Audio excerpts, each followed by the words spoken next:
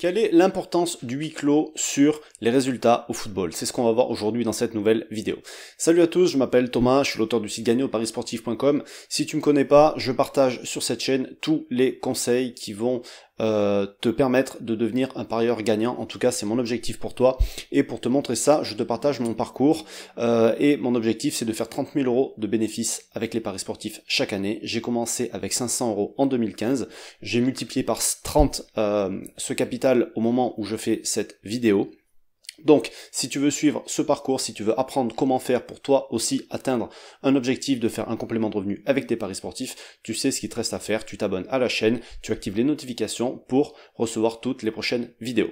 Alors, comme je te disais, aujourd'hui, dans cette vidéo, on va parler de huis clos, on va parler de football et on va voir l'impact que a pu avoir le huis clos sur les résultats au football. Tu sais que si tu connais un petit peu les stats de foot, en général, les statistiques pour la victoire à domicile, ça va être de l'ordre de 45%, le nul, ça va être de l'ordre de 28%, et la victoire à l'extérieur, voilà, ça va être la différence, on va être aux alentours des 28% aussi.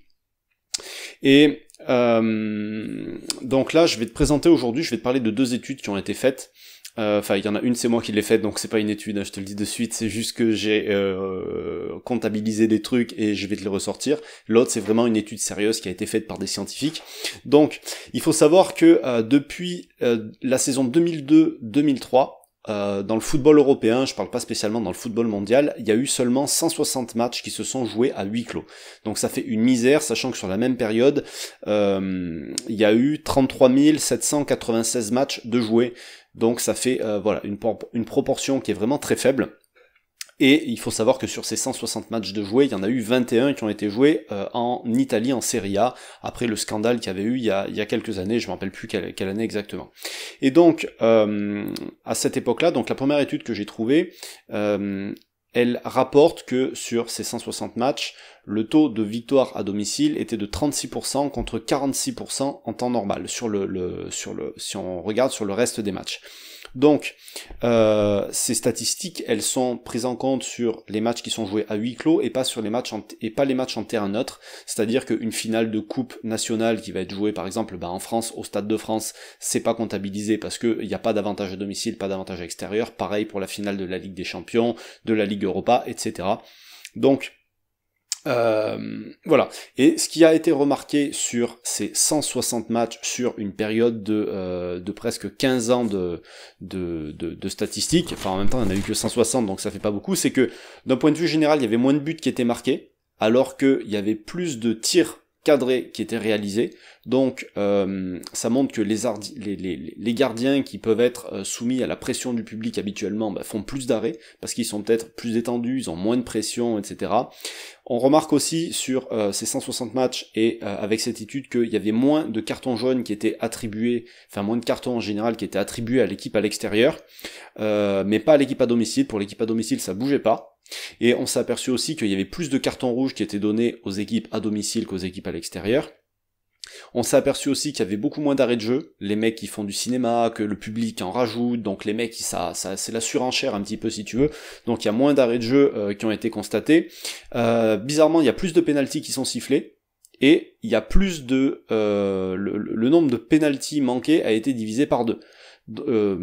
Non, pardon, je te dis une bêtise, le nombre de pénaltys manqués, c'est ça, le nombre de pénaltys manqués par l'équipe à l'extérieur a été divisé par 2. Donc la pression que peut mettre le public sur le tireur, ça en dit long sur le truc, et peut-être aussi que les arbitres donnent plus de pénaltys parce que ils se font moins influencés par le public. Des fois, tu sais, quand l'équipe à domicile, le mec il va tomber dans la surface, le public il va gronder comme pas possible, et l'arbitre il va vouloir dire écoute, c'est moi qui décide, c'est moi le chef, donc je siffle pas pénalty, alors qu'il pouvait y avoir. Alors, il faut savoir que ces stats ne prennent pas en compte le VAR qui est maintenant en application sur les championnats principaux européens, mais voilà, on peut quand même tenir compte de ces éléments-là, parce que la plupart des championnats ne l'utilisent pas encore.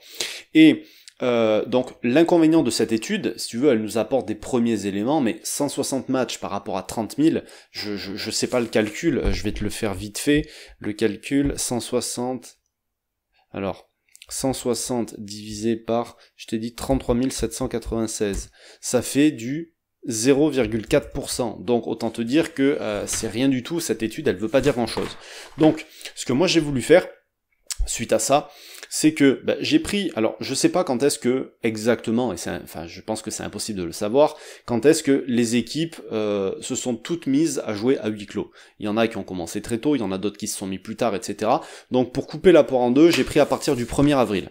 Du 1er avril 2020 jusqu'au 14 juin 2020, j'ai pris tous les matchs de football qui se sont joués. J'ai regardé les victoires à domicile, j'ai regardé les victoires à l'extérieur, j'ai regardé les matchs nuls. Et donc, ça fait un total de... Attends, j'ai oublié mon papier, parce que là j'ai mes notes, mais là où j'ai fait le calcul, j'ai pas marqué le nombre de matchs, j'arrive. Donc voilà, je suis là. Donc ça fait un total de 2773 matchs. Donc on est déjà... on a multiplié par 10 la quantité de matchs par rapport à l'étude. Et sur ces 2773 matchs, il y en a eu 1245 qui se sont soldés par une victoire à domicile, 572 par un match nul et 956 par un match par une victoire à l'extérieur. Donc en gros, ça fait du 44,9% de victoire à domicile, 20,63 de match nul et 34,48 de victoire à l'extérieur. Maintenant, on peut comparer ça aux statistiques au niveau mondial. Alors je vais peut-être te mettre un petit tableau là, parce que si je te donne des chiffres, ça te parlera pas forcément. Tac, alors attends, je vais basculer en capture, en truc sur les... où je te partage mon écran. Tac, voilà, on déménage, on change de côté, on vient ici. Donc ça, il y a ici un échantillon de 169 752 matchs. Donc c'est assez conséquent.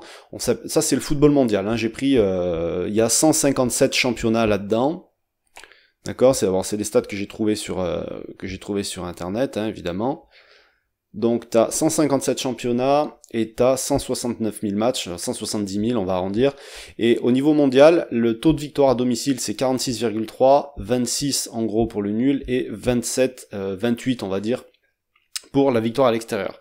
Et sur l'échantillon depuis le début du confinement et surtout depuis le huis clos pour tous les championnats qui ont continué de se jouer et tous les championnats qui ont repris depuis, les matchs amicaux, enfin bref, il y en a eu dans le monde entier, hein. Il y a quand même eu 2773 matchs sur 2 mois et demi, avril, mai et mi-juin, ouais c'est ça. On a eu donc du 44,9, du 20,6 et du 34,5%. Donc, qu'est-ce qu'on s'aperçoit quand on regarde ces chiffres-là? Eh ben, on s'aperçoit que l'avantage à domicile, finalement, il n'a pas tellement diminué, il n'a pas vraiment bouché, on est passé de 46,3 à 44,9, donc en gros on a perdu 1,3 points, c'est pas énorme. On veut pas dire que les équipes à l'extérieur, maintenant il faut jouer des victoires à l'extérieur, ok, enfin, la victoire à domicile, ça peut toujours être un bon critère ou un bon type de pari, ou enfin voilà, c'est toujours fiable si tu veux. Le truc c'est que on observe beaucoup moins de matchs nuls et on observe beaucoup plus de victoires à l'extérieur. Évidemment, il y en a plus, mais ça s'est joué surtout aux dépens des matchs nuls plus que au niveau de la victoire à domicile. Tu vois, il y a beaucoup moins de matchs nuls maintenant qu'avant. Les victoires à domicile, il y en a quasiment toujours autant. Au niveau du football mondial, je te rappelle. Parce que après tu vas avoir l'élite dans le football, tu vas avoir les plus gros championnats, mais les plus gros championnats, aujourd'hui, qui ont repris au moment où je fais la vidéo, on est le 16 juin, il y a quoi? Il y a la Bundesliga, il a dû se passer 3 ou 4 journées, et il y a la Liga qui a repris. C'est tout. Le Portugal, on va pas considérer que ça fait partie de l'élite européenne, même si on pourrait, mais bon, il y a eu quoi? Il y a eu 2 ou 3 journées de jouer depuis. Donc voilà, la première ligue a pas encore repris, la Serie A n'a pas encore repris, donc le football mondial, il y a plus d'équipes, il y a plus de matchs, il y a plus de stats, il y a plus de cohérence si on regarde le football mondial que si on regarde que l'élite seulement. Et donc voilà ce qu'on peut voir aujourd'hui. Et pour terminer, je voudrais te montrer que l'étude que je t'ai parlé sur les 160 matchs, ils ont voulu pousser en fait le truc depuis la reprise après le coronavirus. Donc ils ont regardé, ils ont partagé ce truc-là, ce petit graphique-là. Alors je vais te le grossir. Qu'est-ce que c'est? C'est l'évolution la proportion, si tu veux, de victoires à domicile en noir, de victoire à l'extérieur en vert et en rouge de match nul sur les championnats allemands jusqu'à la 3e division, sur le football en Estonie et en République tchèque. Et donc, on s'aperçoit que c'était plus ou moins stable, on pourrait tracer une courbe, ça tourne aux alentours des 45%, là on pourrait tourner que ça tourne autour des 27-28%, et là on va trouver que ça tourne autour des 25%, et ce qu'on s'aperçoit, c'est que le problème, c'est que il y a eu qu'une seule journée de Bundesliga au moment où ils ont sorti ce graphique, ils l'ont sorti le 20 mai 2020, il me semble. De mémoire. Donc, il y a eu qu'une seule journée de Bundesliga où il y a eu que 21% de victoire à l'extérieur. Mais si à domicile, pardon. Mais si tous les gros ont joué à l'extérieur, par exemple, ça paraît logique, c'est pas significatif. Mais on s'aperçoit que, sur ce graphique-là, voilà, il y a vraiment eu une différence depuis, on va aller voir, voilà, depuis l'année 2020, en fait, on était normal, et là, depuis la reprise, voilà, il y a eu une évolution. Mais, est-ce qu'il faut prendre si peu de résultats en considération, ou est-ce qu'il faut prendre un échantillon beaucoup plus large? Ça sera à toi de le voir. Tout ça pour te montrer que quand on pense quelque chose, en fait, ce que je veux te montrer derrière tout ça, c'est que quand on a une idée sur des statistiques, quand on a une idée en tête, se dire oui, le huis clos, forcément, l'équipe à l'extérieur, elle aura plus l'avantage. L'équipe à l'extérieur, elle aura plus l'avantage. Dans certains cas, elle l'aura pas forcément, c'est pas automatique, si tu veux.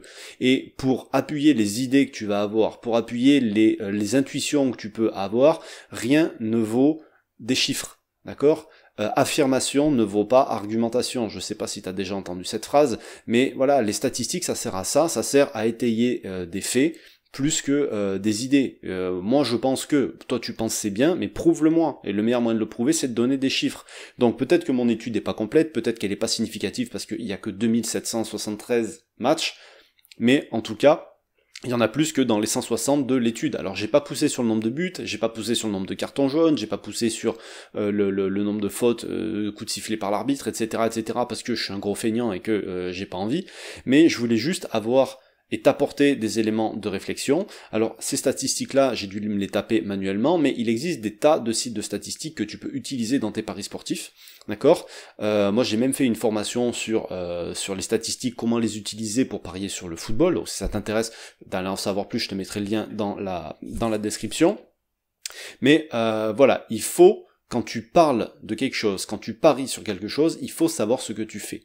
Il y a des choses qui vont pas changer avec le huis clos, il y a des choses qui vont changer avec le huis clos, mais voilà, ça se réfléchit, ça s'étudie, il faut voir comment chacun réagit à tout ça. D'accord ? Voilà ce que je voulais te partager aujourd'hui. Si tu veux recevoir mes prochains conseils, j'envoie ça par mail tous les midis, à ceux qui sont abonnés aux emails privés.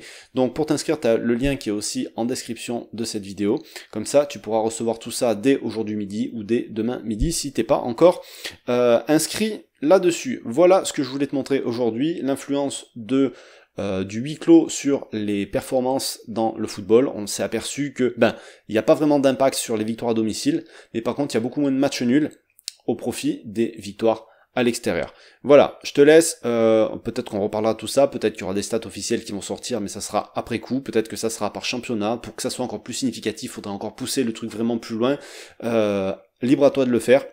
Je voulais t'apporter des éléments de réflexion aujourd'hui, je te laisse là-dessus, je te dis à bientôt, ciao.